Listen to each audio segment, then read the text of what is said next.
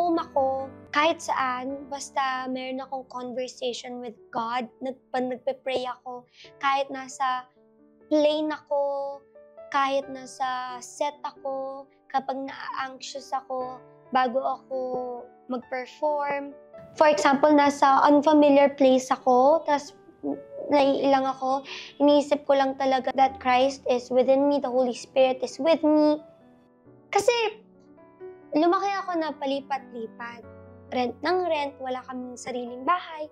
Kailan lang ako nakabili ng bahay talaga. Tapos, hindi ako nagtagal doon. Siguro after 2 years, I moved out. Ngayon, mag-isa lang ako. I never really had a clear image of what home is. Kasi, hindi kami talaga nagkaroon ng bahay eh. Alam yun, never kami nagkaroon ng sariling place or gamit namin. Parang lagi din, tapos pagdating sa mga gamit, lagi kami nagsashare. So, ayun talaga ang image ko of home.